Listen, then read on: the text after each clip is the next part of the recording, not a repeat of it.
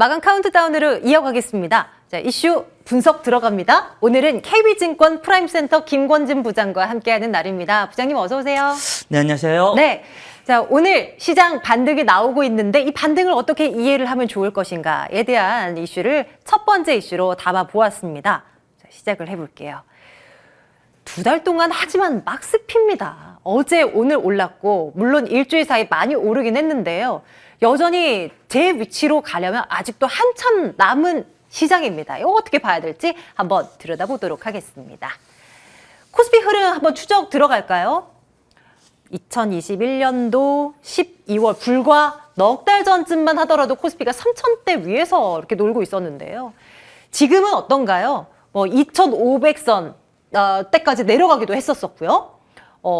오늘은 좀 올라오면서 이게 이제 요 며칠, 지난주부터 요 며칠 상간으로 조금 올라오긴 한데 큰 그림에서 봤을 때는 2달 상간의 요런 네모 안에서 이렇게 탈피를 하지 못하는 흐름이 계속 나타나고 있다라는 겁니다. 증권가에서는 2,500선이 밀릴 수도 있다. 이런 이야기를 최근에 참 많이 해놓고 있는데요. 근데 또 밀리지도 않아요. 그렇다고 뛰어 올라가지도 못하는 그런 상황 확인되고 있고요. 우크라이나 전쟁도 그렇고 유가, 이로 인해서 유가 급등락 나타나는 것도 그렇고, 인플레도 그렇고, 등등해서 모든 이런 키워드들이 하루는 악재로 작용했다가, 하루는 오히려 호재로 작용할 때도 있었고, 이러한 그런 흐름입니다. 그래서 갈피를 잡지 못하는 그런 투자자들이 굉장히 많아지고 있는 그런 요즘인데요. 파월 의장은 이렇게 얘기했죠. 또다시 매파, 이 발톱을 드러냅니다. 신속하게 대응을 할 필요가 있다. 이거 뭡니까? 5월에는 이제 금리를 조금 더 예상보다 더 크게 올릴 수 있다. 이런 이야기로 해석을 해볼 수가 있는 거죠. 그리고 또 시장은 두려워하지 않습니다. 계속 고고를 외치는 그런 상황인데요. 다만 조금 신경 쓰이는 부분이 최근에 거래 대금이 그렇게 많지가 않습니다. 시장 참가자들이 서서히 이제 떠나고 있다는 것이죠. 1년 사이에 코스피의 거래 대금이 이렇게나 뚝 떨어진 그런 모습을 확인을 할 수가 있습니다. 물론 저쪽이 좀 너무 이례적인 그런 상황이었기도 합니다만 어쨌거나 그렇습니다. 1년 사이에 이렇게나 바뀐 모습이 확인되고 있는데요. 앞으로 이번 주 놓고 봤을 때는 바이든 대통령의 유럽 순방 일정 어떻게 우크라이나 사태에 대해서 이야기가 나오는지 봐야 되고 등등등등해서 우리가 챙겨볼 만한 이슈들은 굉장히 많습니다만 그래서 시장은 어떻게 가는 건데? 라고 김권진 부장께 좀 여쭤볼까 합니다.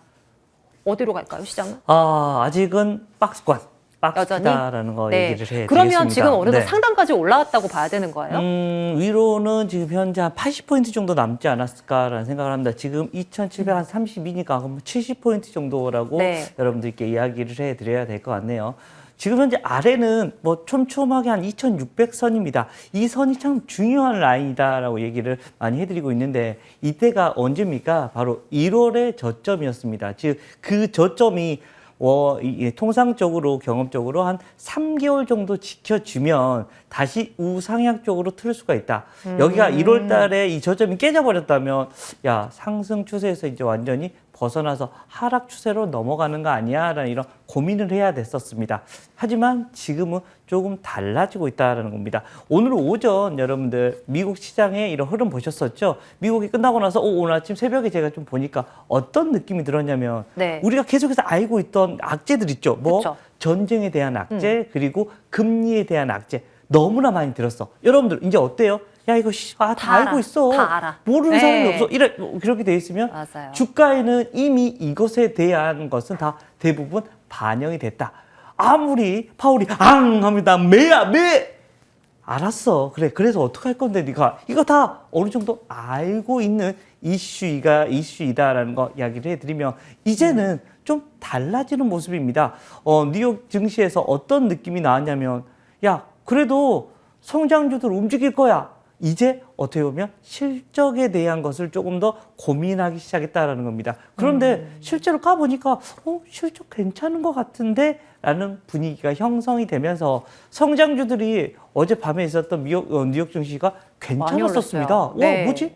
이러면 우리나라도 괜찮은 거 아니야? 라는 이런 분위기가 형성이 되면서 최근 들어서 우리가 지난주에 2차 전지 관련된 이런 종목들 해드렸었죠. 저희가 위로 올라갈 수 있을 것 같아요. 라고 얘기를 해드렸죠. 실제 계속해서 쭉쭉쭉 올라가는 모습이 나타났었다는 거 얘기를 해드립니다. 그만큼 성장주들이 아직 끝나지 않았어 라는 이런 분위기가 형성이 되고 있다라는 얘기를 해드립니다. 물론 전체적인 증시에 쭉 위로 올라가기 위해서는 뭐가 필요하다? 바로 새로운 증시 모멘텀. 그 모멘텀이 아마도 1분기가 마무리되고 있는 3월이 끝나고 나면 뭐가 발표가 되기 시작하죠. 4월 초, 4월 한 두째 주부터 삼성전자부터 야, 나의 실적이야 라고 하면서 실적이 발표가 되기 시작할 겁니다. 그런데 예상보다 괜찮으면 야, 계속해서 최근 들어서 컨센서스가 낮춰지고 실적이 있었었는데 이게 저점이 나오고 다시 우상향되는 분위기가 형성이 된다면 이제는 실적 관련된 종목으로 다시 한번 움직일 수 있는 거 아닌가? 이러한 이슈가 나오면 2800선을 잘하면 또 뚫어줄 수 있는 게 아닌가라는 이런 분위기가 형성이 될 겁니다. 전쟁이 언제 끝날 줄 모르겠습니다. 우리나라 같은 경우 6.25 전쟁을 다 여러분들 겪으신 분들도 많이 있으실 건데 얼마나 걸렸는지 여러분들 기억나십니까? 3년.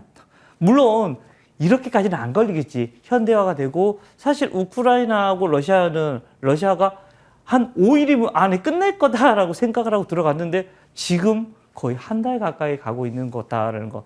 지금 모든 사람들이 야, 러시아가 이렇게 약한 애들이었어? 이거 좀 생각보다 당황스러운데? 라는 거. 하지만 전쟁은 마무리가 될 거다. 즉 악재는 마무리가 될 거고요.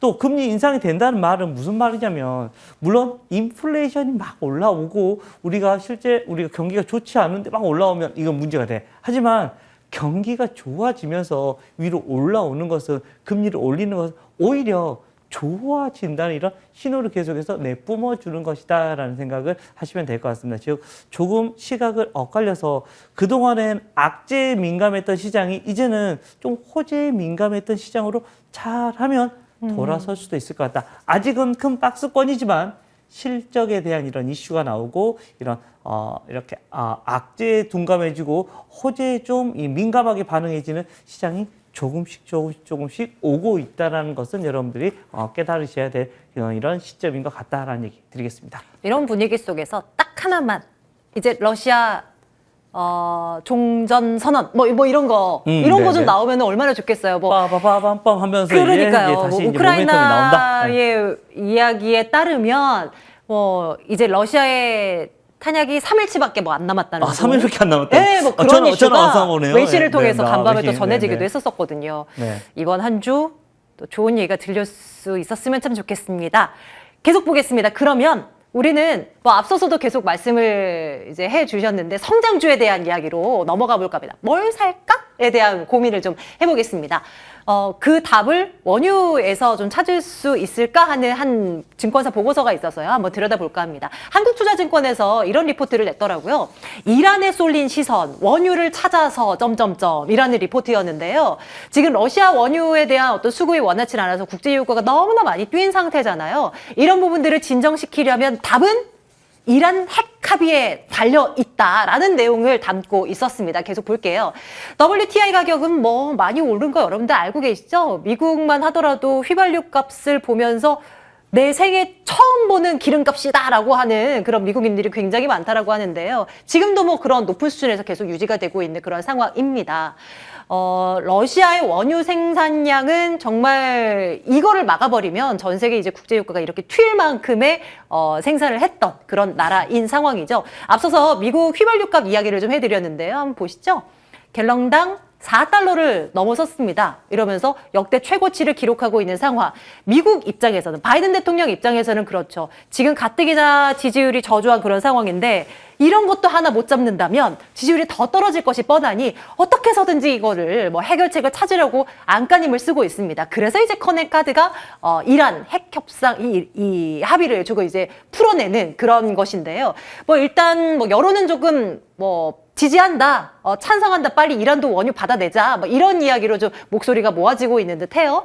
좋은 얘기가 들려야 될 텐데 아직까지는 오리무중이긴 합니다만 최근 들어서 원유 시장이 어느 정도 안정이 되면 가장 먼저 성장주가 반응할 것이다라는 이야기들이 좀 줄을 이뤄서요. 특히 나스닥 지수를 추종하는 QQQ 여기에 자금이 쏠리고 있다라는 이 ETF 상품 말입니다. 미국 ETF. 여기에 돈이 쏠리고 있다라는 분석도 최근 들어서 좀 나오고 있어서 그러면 국내 시장에서는 어떤 쪽을 봐야 되나가 오늘의 질문이 되겠습니다. 부장님. 이제 성장주에 관심을 가지는데 그동안 지난주에도 2차 전지 사자라고 했었을 때 사실 손이 안 가는 투자자분들이 굉장히 많으셨으리라 생각이 돼요. 그러고 나서 일주일 지난 지금에서야 그때 김 부장 말 듣고 내가 그걸 살 걸 하는 분들도 계실 것 같고요.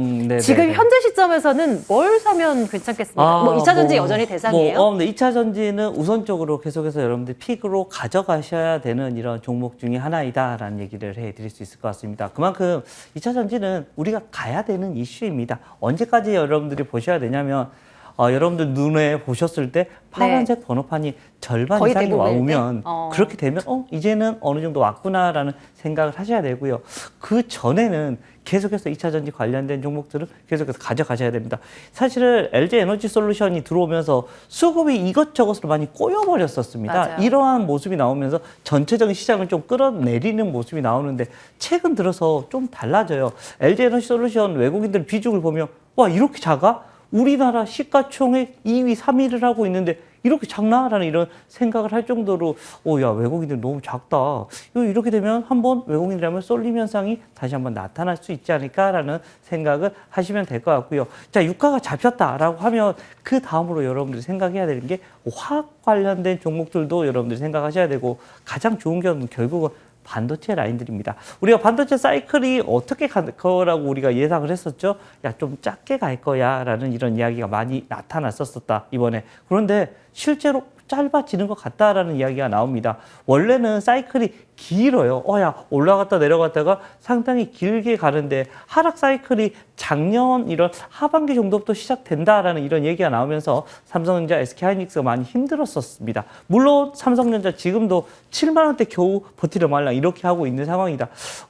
지금 정도 그냥 좀 저축하던 식으로 하시면 야 7만 원 언저리에서는 뭐 크게 뭐 문제 없지 않을까라는 생각을 합니다. 이게 분기 배당도 나오고요. 실적에 대한 이런 얘기가 나오면 주가에 대한 흐름이 좀 달라질 수 있을 거야라는 겁니다. 최근에 악재들이 계속해서 삼성전자한테 좀 몰려 있었었죠. 근데 이것은 이미 주가에는 반영이 된다. 여기서 1분기 실적만 빠바바밤빰 하면서 위로 탁 나오잖아요. 야 역시 삼성전자 갈 수 있어라는 이런 분위기가 형성이 될 것 같고요. 또 DDR5 관련된 종목들이나 PCB 관련된 종목들이 최근에 주가가 좀 많이 움직이고 있는 상황이고요. 우리 앵커님이 분명히 제가 끝나고 나면 그래서 어떤 종목 얘기할 것 같은데요. 뭐 대표적인 네. 종목들 몇 가지만 얘기를 해드리겠습니다. 좋아요. 네. 동진 세미캠 같은 이런 종목들 여러분들 한번 봐보시면 좋을 것 같습니다. 주가의 흐름 자체가 쌉니다. 여전히 숫자가 좀 많이 달라지고 있고 앞으로 흐름이 더욱더 좋아질 수 있는 모습이 저는 지금 현재 제 픽으로 지금 현재 동진 세미캠 얘기를 해드릴 수 있을 것 같고요. 또 여러분들 인바디 같은 경우 여러분 좀 아시는지 모르겠습니다. 인바디 어떻게 해요? 아시죠? 뭐 하는 회사죠? 우리가 성으로 해서 그렇죠. 네, 우리가 체성분. 어떻게 되어 있나라는 것을 네네. 확인하는데 이게 전 세계적으로는 아직까지 우리나라에서는 야 이제는 성숙 시장 아니야라고 하는데 우리나라에서 지금 현재 전문가용 이런 기기로는 아주 잘 팔리고 있습니다. 그런데 미국과 유럽 쪽에서는 불과 1, 2년 전까지만 해서 나 체성분이나 이런 거 분석해줘야 하면 야, 이리 와, 손 따줄게. 이거였습니다. 근데 인바디 띠 하면 띠 너의 이런 모습 이런 식이야라고 이렇게 달라질 수 있다라는 겁니다. 이 종목 같은 경우도 상당히 좀 긍정적이다. 건강기능식품에 대한 이런 얘기를 네. 가까이 같이 갈 수 있는 모습이 나타날 수 있을 것 같다라는 얘기 드리겠습니다. 네. 또 센스 있게 또 종목에 미리 다 얘기할 것 같아서 그냥 네, 얘기합니다. 아주 네. 좋아요. 아주 우리 김건희 부장님 방송인 다 되셨어요. 아주 알아서 조절하십니다. 다음 이슈 가볼게요. 개별 이슈 가운데 삼성 SDS를 볼까 하는데요. 어제 블록딜 매물 나오면서 물량 출회되면서 주가 급락했었잖아요. 이거 이 기회로 매수의 기회로 봐도 될지 점검 들어가겠습니다. 블록딜 물량은 예견된 물량이었습니다. 삼성과의 어떤 상속세 제어 마련을 위한 그런 이제 순차적인 어떤 이벤트 아니었나 하는 이제 분석이 나오는 거죠. 그 지난 10월이었습니다. 이부진 사장 또 이서연 이사장의 그 신탁 계약 이슈가 있었습니다. 그래프 다음 보여주시죠. 그 신탁 계약 이슈가 지난 10월에 있었었고요. 그리고 이제 그 신탁 계약 만료일이 4월쯤이어서 뭐 이제 곧 나올 물량이었는데 이제 어제 블록딜 매각이 이제 추진이 된 것이죠. 증권사에서는 이렇게 내다봅니다. 단기적으로는 오버행 이슈 해소된 거다.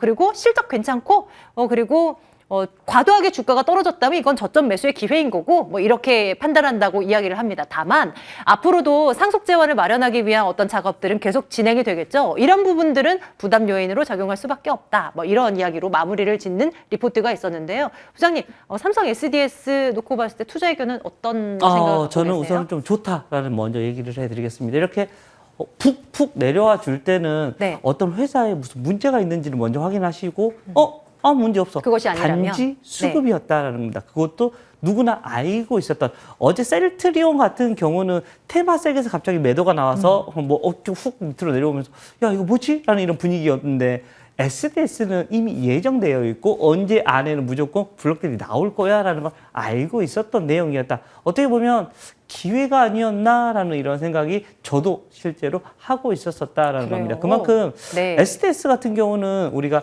삼성 하면 원래 하드웨어의 강자였습니다. SDS는 뭐예요? 근데 소프트웨어다라는 겁니다. 그만큼 소프트웨어를 앞으로 계속 키울 수밖에 없습니다. 실제 삼성전자가 애플보다 못하는 게 뭘까라고 하면 바로 이 소프트웨어다라는 겁니다. 실제 애플이 전 세계 시가총액 1위입니다. 근데 삼성 휴대폰도 많이 파는데 왜 이러지? 애플은 다른 것도 한다라는 이야기를 해드릴 수 있을 것 같은데 그것을 해결해 줄 수 있는 게 바로 이 SDS가 아닌가라는 생각을 할 수 있을 것 같고요. 실제 예정된 이런 악재들은 괜찮아. 이것은 시간이 지나면 자동적으로 다시 이렇게 귀결이 위로 올라와 줄 수 있는 이슈가 될 것 같고요. 1분기 실적 괜찮답니다. 그리고 2분기도 좋아질 수 있대요라는 거. 이익률이 계속해서 지금 현재 나오는 것처럼 최근에 좀 안 좋아졌지만 다시 한번 상승적으로 나타나 줄 수 있을 것 같다라는 판단을 하시면서 여러분들 블록들이 나왔을 때 이게 악재인지 아닌지 이것을 여러분들이 확인해 주시면 좋을 것 같습니다. 고로 결론은 괜찮다라는 이야기로 한번 마무리를 지어봅니다. KB증권 프라임센터 김권진 부장과 함께 오늘 시장에서의 이슈 3가지 점검해봤습니다. 부장님 고맙습니다. 네, 감사합니다.